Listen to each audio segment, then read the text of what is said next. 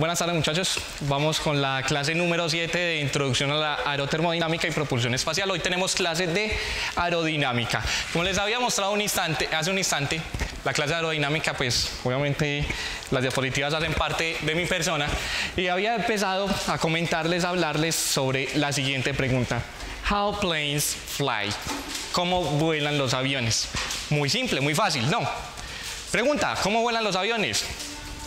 Así, no, la idea no es esa. El propósito es el siguiente: este es un avión, un modelo de avión. Usted tiene acá lo siguiente: la nariz del avión, las alas, el fuselaje, bueno, las alas, ¿cómo se llama eso? Los estabilizadores. Ay, Dios santo. Timón de profundidad, timón. Listo, ok, estabilizador horizontal y el fuselaje. Perfecto, en la nariz del avión pasa algo muy bacano, muy interesante. Los aviones están en el aire. Como están en el aire, podemos decir y podemos comentar que al estar en el aire tienen una interacción con ellos. El aire llega hasta este punto en la nariz del avión y se mueve por acá. Se mueve por acá. Eso se llama magia. ¿Listo? Por ser magia, vea, magia. Eso es mágico, eso es una cosa mágica. Magia. Listo, más adelante el aire también llega a las alas, y al llegar a las alas pasa por encima de las alas y es magia. Sin embargo, también pasa por debajo, y eso es una magia muy importante. Listo. Cuando llega a la parte de atrás, que eso se llama el timón de profundidad, o el estabilizador horizontal, o las alas, ¿cierto? Sí, las alas, o las turbinas. No, bueno, pilas. El aire por encima, pasa por debajo, y eso es un poquito más de magia. ¿Listo? Vale, realmente no.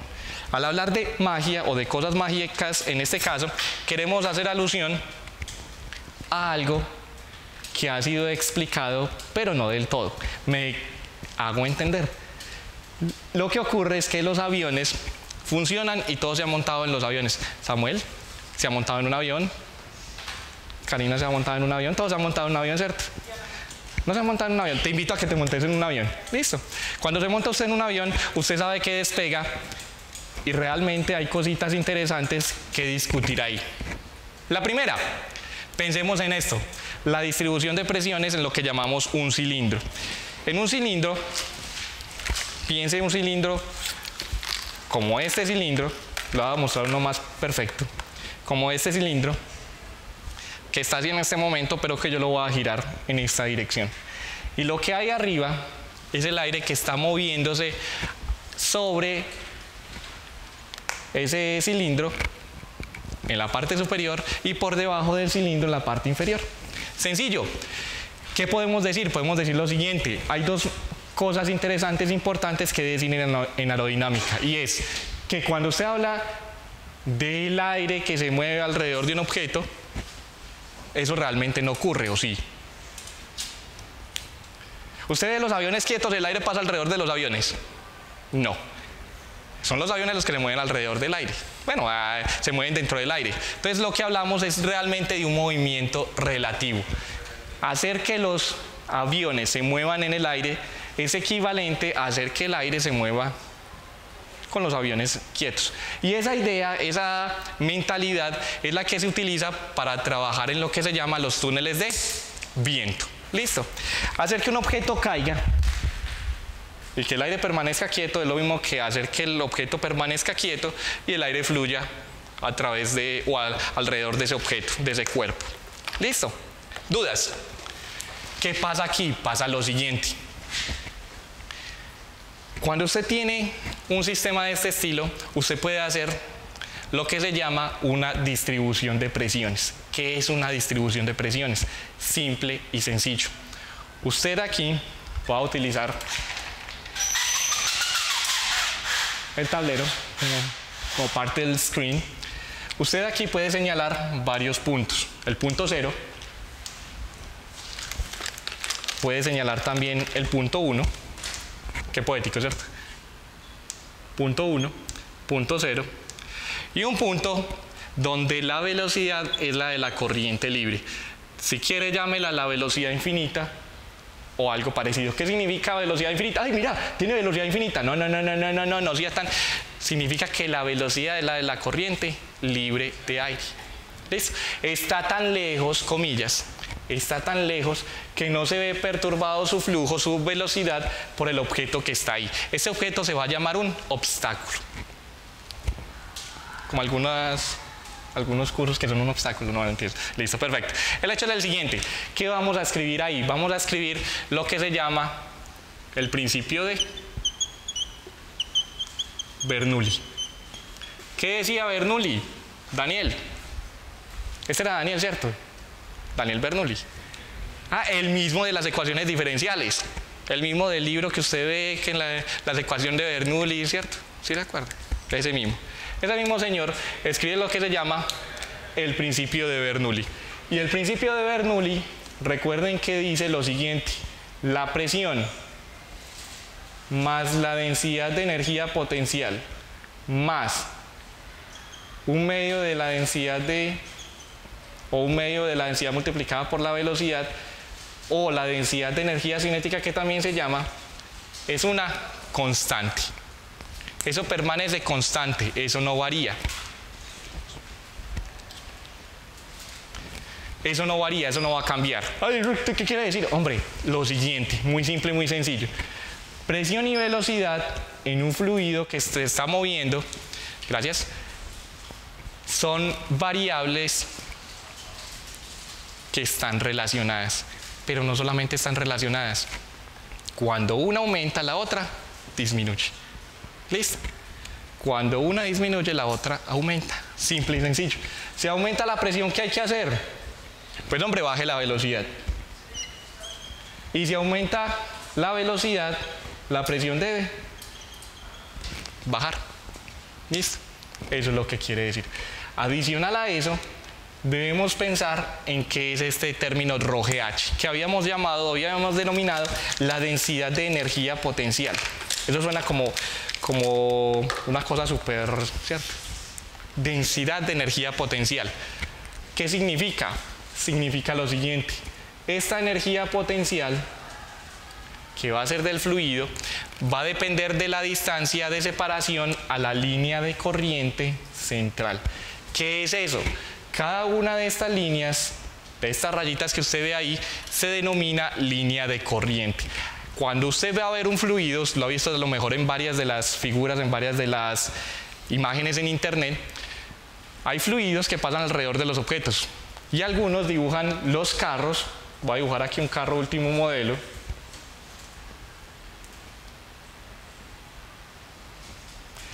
Dibujan los carros con unas rayitas que a veces son de colores. ¿Qué representan esas rayitas? ¿Qué significan esas rayitas, esas líneas? Son las líneas de corriente. ¿Listo? Y hay varios estilos para llamar esto. Unas son las streamline, otras son las path line, y hay otras adicionales. Por el momento, y para lo que nos interesa, van a ser simplemente las líneas de corriente. De tal manera que si usted tiene una partícula aquí que tiene una velocidad, más adelante en el flujo, esa partícula va a tener este movimiento. Y así sucesivamente. ¿Listo? ¿Dudas? ¿Questions? ¿Preguntas? ¿Todo está claro? Ok. Lo que viene a continuación es más interesante, mucho más importante. ¿Qué pasa cuando una partícula de estas a pura y gran velocidad llega al borde del cilindro? Pasa lo mismo que pasa con los cohetes que ustedes tienen. ¿Me prestas tu cohete, porfa? Está por allá, préstamelo, porfa. Cuando llega el aire, choca, esa partícula que hay choca con el objeto. Y ese choque, pues uno dice, no, eso no significa nada. Sí significa algo. Piense que esa es la nariz de un cohete.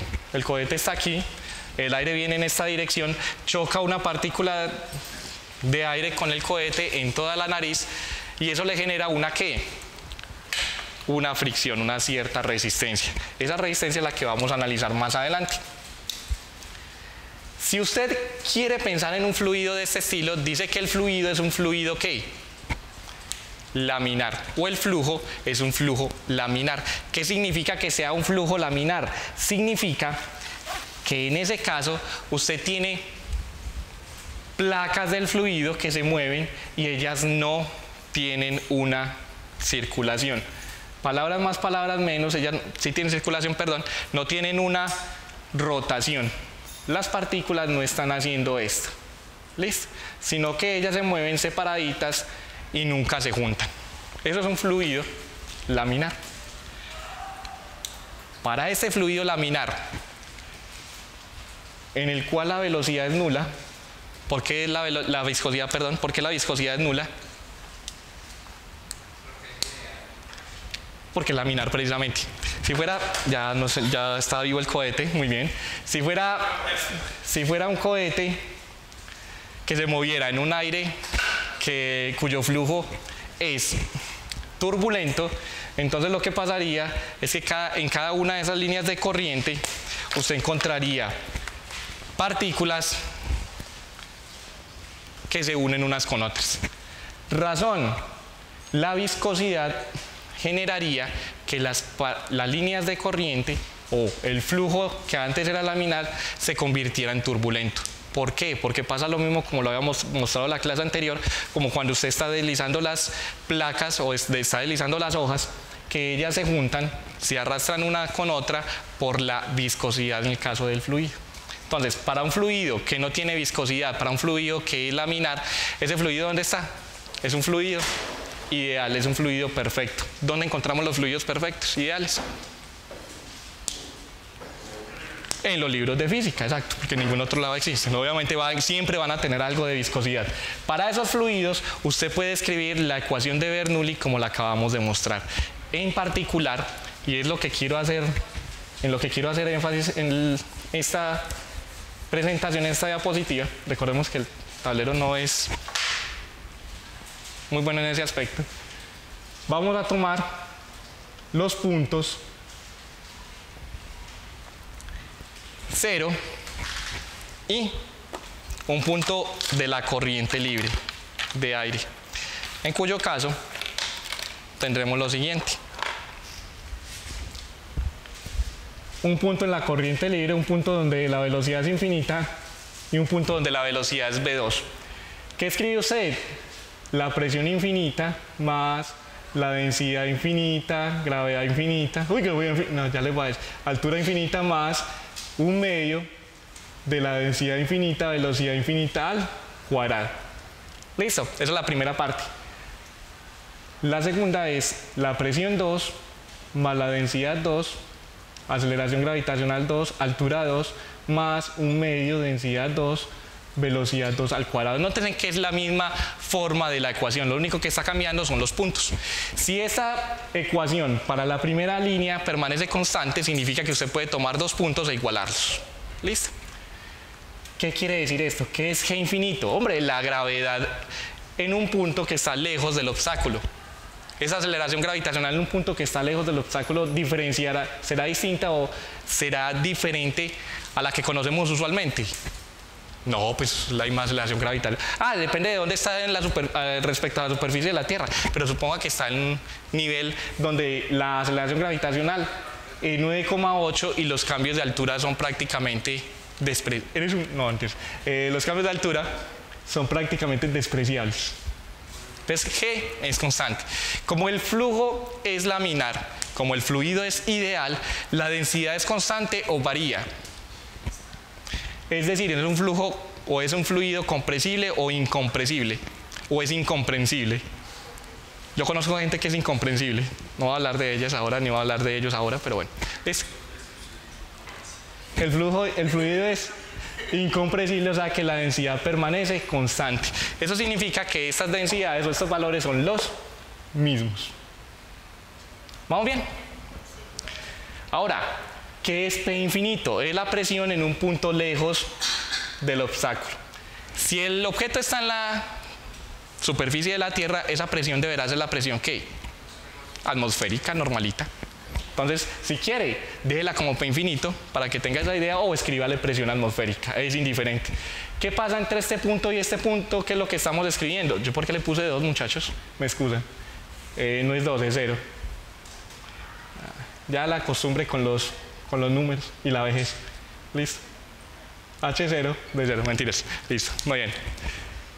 Ahora, ¿qué es H sub 0? ¿Qué es H infinito? Estamos hablando de un punto aquí y un punto aquí.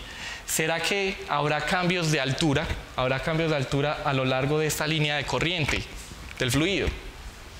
Realmente no. Entonces este término y este término son prácticamente los mismos. ¿Cierto? Entonces los puedo cancelar.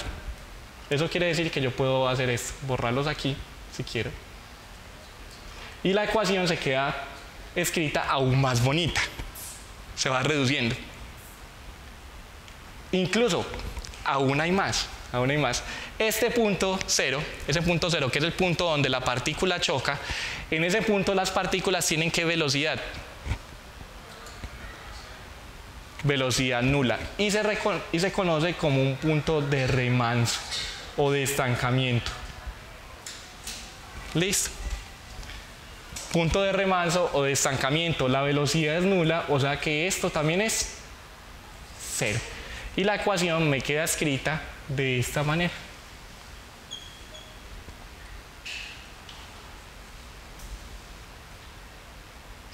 ¿Preguntas? Contame eso, bueno. ¿No? Porque la velocidad de 0 es 0. Es 0 porque cuando la partícula llega aquí, ahí se queda. ¿Listo? No, el objeto está ahí quieto, está fijo. Es un cilindro que yo fijé ahí. Y solo hago pasar el aire. Cuando una de las partículas se mueve y llega a este punto, ahí se queda. ¿Listo? Se frena, es correcto. Claro, el choque con la superficie. No debería ser la velocidad justo antes del choque. No, es justo, en este caso la estamos considerando ya cuando está en interacción con el objeto. Porque el objeto es el que hace el cambio de la velocidad. ¿Listo? ¿Sí? ¿Por qué? Recordad que estamos hablando no exactamente de la velocidad de la partícula, sino de un campo de velocidades. Toda partícula que siga esta trayectoria va a tener esa velocidad. ¿Listo? Entonces, pone una partícula o pone 10 partículas y a ver, deja que ellas se muevan. ¿Cómo se mueven? Así. Después hace lo mismo. Obviamente yo le estoy haciendo partícula por partícula, no estoy metiendo 10 a la 23 partículas aquí para hacer este análisis. ¿Me hago entender, Camilo? ¿Sí? Ok.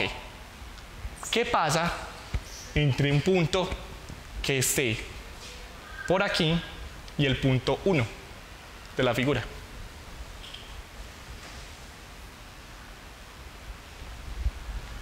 Entonces podemos escribirlo. De nuevo, la presión infinita que hay allá más velocidad infinita, lo voy a escribir así: presión infinita más un medio de densidad velocidad infinita al cuadrado va a ser igual a la presión que hay aquí en el punto 1 más un medio de la densidad por la velocidad 1 al cuadrado. Recuerde que estamos despreciando las distancias o las densidades de energía potencial. Es más, yo podría hacer una relación entre la expresión que hay aquí en 1 y la expresión que hay en el punto 0. También. Reescribiendo esto, y lo voy a agilizar aquí. ¿Cómo sería? Sería igual P1 igual a presión infinita menos un medio de la densidad por la diferencia de velocidades. Por la diferencia de los cuadrados de las velocidades. ¿Sí está bien escrito así? ¿Listo? Preguntas. Eso está claro. La ecuación 1 y la ecuación 2 me representan la presión en dos puntos, en el punto 0 y en el punto 1. Supongamos que la presión infinita, P infinito, es la presión atmosférica. Si es la presión atmosférica, entonces la primera presión, si es la presión atmosférica, entonces la primera presión es mayor o menor que la atmosférica. Mayor.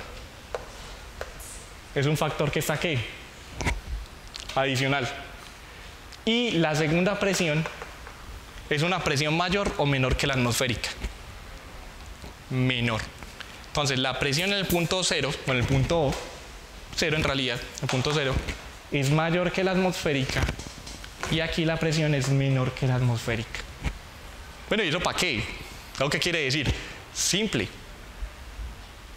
La presión en este punto es mayor que la presión en este punto, lo que indica que la superficie tiene que recibir más o menos fuerza. Más fuerza en cero que la fuerza que le pueda hacer a lo largo de esta línea donde está el punto 1. ¿Me siguen? ¿Listo? Ahora bien, eso indica otra cosa, que usted puede hacer lo que se llama un diagrama de presión. ¿Listo? El diagrama de presiones es esto. Aquí hay presiones, aquí hay presiones y aquí hay presiones, al igual que en esta zona alrededor del cilindro. Estas presiones que hay arriba se conocen como presiones negativas. Hay una presión negativa, qué miedo, ¿qué es eso? Nada, hombre. Presión negativa significa que es una presión que no se hace sobre el objeto, sino que se está deshaciendo sobre el objeto. Me explico. Aquí en este punto, que llamamos presiones mayores que cero, son presiones que se hacen sobre el objeto. Estas presiones son en sentido contrario. ¿Qué quiere decir eso? Estas presiones son fuerzas sobre la superficie. Estas fuerzas son fuerzas llamadas succión. Fuerzas de succión. Ah, ¿cómo así? Sencillo. Aquí es cuando usted sopla. Usted está tiene un pitillo. Este es un pitillo. Ah, no tiene un pitillo ahí. Nadie tiene un pitillo. Listo, ok. Gracias. Acá. ¿Listo? Usted, yo sé, usted parece un pitillo. Wow, es un cohete desarmable. Perfecto, gracias, Angie, muy amable vos. Cuando usted está tomando la gaseosa, haga de cuenta que es esto. Cuando usted la sopla, eso es una presión de este estilo sobre la superficie, la botella. Cuando usted hace esto en la botella, está haciendo este tipo de presiones, llamadas presiones negativas o presiones de succión. Exacto. O sea que cuando usted está tomando por un pitillo la gaseosa, realmente está haciendo ¿cuál? ¿Esta o esta? Succión, la de succión que siempre ha hecho. ¿Listo? Esa es la idea. Y cuando usted hace este tipo de gráfico, cuando hace y escribe realmente las ecuaciones para cada uno de los puntos, el perfil que le da de la distribución de presiones es de este estilo. Succión en la parte superior del cilindro, succión en la parte inferior del cilindro, presión positiva en la parte derecha del cilindro y presión negativa, presión positiva también en la parte derecha del cilindro. O presión sobre la superficie en la parte derecha del cilindro y presión sobre la superficie del cilindro en la parte izquierda. ¿Dudas? Cuando usted tiene un cohete pasa exactamente igual. Cuando el cohete se mueve, la nariz recibe toda la ¿qué? La fuerza del aire, toda la presión. ¿Listo? Por eso la forma que tiene. Por eso la forma del cohete en la nariz no es totalmente horizontal, no es totalmente plana, ni tampoco es totalmente puntiaguda. Van a notar que a medida que se va aumentando la velocidad, la nariz se va volviendo más ojiva, que llamamos, más ojival. ¿Listo? ¿Dudas? ¿Questions? Ok, si eso es correcto, si eso es cierto, entonces en este dibujo, me pueden decir si hay fuerzas sobre el cilindro. No hay fuerzas sobre el cilindro. ¿Por qué? Porque la misma succión que hace por la parte de arriba es la misma succión que hace por la parte de abajo. Sobre la misma área se cancelan las fuerzas. La presión que hace por acá es la misma presión que hace por acá, las fuerzas se cancelan. Ese cilindro permanece ahí estático. ¿Listo? ¿Qué significa eso? Hombre, simple y sencillo. Si usted tuviera el agua, ¿quién ha ido al mar? Los que nadan. Exacto, los que van al mar. Listo. Imagina que usted ahí, muy contento. Gracias de nuevo al cohete, gracias, muy amable. Así está bien, gracias. Usted mete una botella de este estilo, la mete ahí en el agua. Resulta que usted, exacto, adentro le mete un mensajito. Le mete un mensajito porque usted se perdió en el mar, ¿cierto? Usted se perdió en el mar. ¿Por qué? Porque dijo, yo me voy a ir a nadar debajo del mar y por allá se enredó y bueno, se perdió. Por resabiado, bueno, me entiendan, Pues sí, ya sabe, por portarse mal se perdió en el mar. No supo cómo volver a la superficie. Entonces usted tiene una botella de estas, le mete un mensaje, le mete un mensajito y la deja ahí afuera en la isla donde está, porque usted se quedó en una isla. La deja ahí y la deja así. Pregunta, ¿usted espera que alguien le lea alguna vez ese mensaje? ¿Cómo me explica físicamente que eso pueda pasar? Si este es el agua y esta es la botella que se queda ahí, estamos viendo desde arriba, si este es el agua y esta es la botella que está ahí, ¿cómo espera que esta botella llegue con el mensaje a algún lado? Porque la presión va por ¿Y por qué se va a mover? Contame. No es un sistema ideal. Siempre está, efectivamente, listo, el agua no es un sistema ideal, no es un fluido ideal, punto 1. Punto 2, las ondas en el agua, exacto, no son planas, sino que ya son transversales, bueno, ya son en realidad algo elípticas, si no me equivoco, y están en varias direcciones, entonces lo que hace es que constantemente va a moverse la botella y usted espera que sí, realmente después de 50 años alguien sepa que usted se quedó allá. ¿Listo? ¿Dudas? Ok, muy bien. Next. Ahora la pregunta es, ¿qué tienen que ver en común, o qué tienen en común un avión y un cobro de tiro libre en soccer? Soccer. ¿Qué tendrán en común un avión y un cobro de tiro libre? Este es un jugador de fútbol, famoso él, jugador de Brasil, del Real Madrid. Podemos apagar si querés, por favor. Gracias. Para que veamos uno de los videos antes de comenzar. Y es este. Yo creo que se ve mejor con la luz apagada. Te agradezco. Sí, yo creo que hay volumen. El rendimiento que puede determinar el futuro de un futbolista final adelantada del próximo mundial. ¿Cuántos kilómetros corre un mediocampista este partido de fútbol? Un ataque de gas. ¿Por qué está reproduciendo dos videos? Me parece extraño. Ya. Reprodujo dos videos, listo. Perfecto. Vamos entonces con este, que es el que me interesa.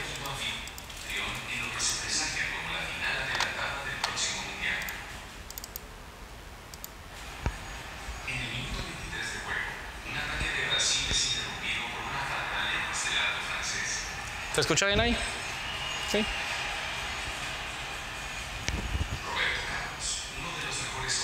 Roberto Carlos se llama. Hay otro Roberto Carlos, pero ese no es. La planeación se dio en el momento, parado frente al balón. Sabía que tenía que ser el gol. El juego estaba empatado, creo que estaba 0-0. Por la distancia nadie creía que iba a ser el gol. De ahí no se ve tan espectacular. Observen lo siguiente. A continuación, es más interesante. Obsérvelo.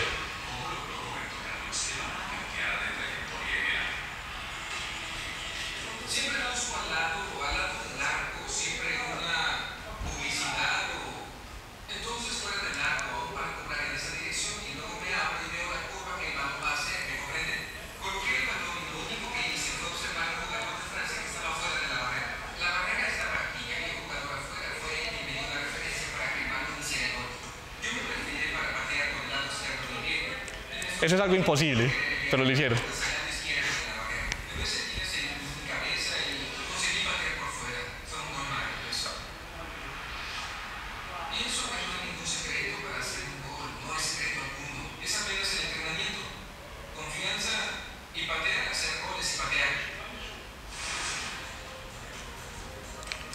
Muy bien. Siendo esa la motivación, entonces, ¿qué tendrá que ver eso con esto? Que los aviones vuelan por mentiras, perdón. Ok. No, que él tiene que viajar en un avión para poder viajar a Brasil a cobrar el tiro libre. Esa es la fuerza. ¿Tiene algo que ver que el balón se vaya dando vueltas? Sí, tiene algo que ver que el balón vaya dando vueltas, exacto. Como lo decía Samuel por allá. ¿Efecto qué, perdón? Efectivamente. Eso se conoce en física como un cuerpo simétrico. Vamos a pensar en esto. Este es un cuerpo simétrico, de nuevo el mismo cilindro, pero este cilindro ya no va a estar quieto, ya no va a estar estático. Por esas cosas de la vida lo vamos a empezar a mover. En sentido horario, porque es más bacano. lo empiezo a mover así. Entonces empiezo a mover así, pero yo lo empiezo a mover. Listo, exacto. Entonces usted lo empieza a mover y empieza a dar vueltas. Ese objeto, que inicialmente tenía velocidades nulas, en este punto, que era el punto de remanso aquí, el otro punto de remanso también después, al otro lado diametralmente opuesto, ya después va a generar algo diferente. Y ese algo diferente es que cuando usted lo tenía simétricamente tal cual y lo metía dentro de un fluido ideal, no pasaba nada. Pero después sí pasa algo. ¿Qué es lo que pasa? Pasa lo siguiente. Si usted hace una lista de todas las velocidades que tiene el objeto alrededor de él, todo el cilindro, que son todas estas flechitas, más conocidos como los vectores, puede analizar dos puntos específicos, dos puntos interesantes. El resto también lo puede analizar, pero no hace parte de lo que queremos decir y de lo que queremos explicar. El punto A y el punto B. En el punto A, el aire viene en esta dirección y el objeto se mueve en esa dirección también. Entonces acá la velocidad tangencial que tiene es en la misma dirección. Acá el aire viene en esta dirección y el objeto tiene una velocidad tangencial en sentido contrario. Entonces las velocidades ahí se van a restar. En la parte superior se suman, en la parte inferior se restan. ¿Qué quiere decir eso? Quiere decir lo siguiente. Esto se va a resumir como si fuera este el aire y esta fuera la distribución de velocidades del cilindro solito. ¿Por qué esta diferencia de velocidad aquí? ¿Me recuerdan? Por el perfil de velocidad, considerando el fluido no como un fluido ideal, sino como un fluido con algo de viscosidad. Cuando usted hace esta suma, obtiene un perfil de velocidad del siguiente estilo, así. ¿Qué significa esto por aquí y qué significa esto por aquí? Significa lo siguiente: estas que son las líneas de corriente van a tener una velocidad que es menor, o las partículas que pasan por ahí van a tener una velocidad que es menor que cuando se mueven en la parte superior, que es lo que están dibujando acá, producto de esta resta de los vectores. ¿Me hago entender? ¿Listo? Bueno, ¿y eso para qué sirve? Hombre, ya, espera, ya te voy a decir para qué sirve, que es lo bacano, es lo interesante. La viscosidad hace que el fluido entonces en contacto sea arrastrado por el movimiento de giro del cilindro y va a haber una diferencia de velocidades de tal manera que la velocidad en la parte superior es mayor que la velocidad en la parte inferior. Si eso ocurre, ¿qué puede decir usted de las presiones? ¿Cuál es mayor que cuál?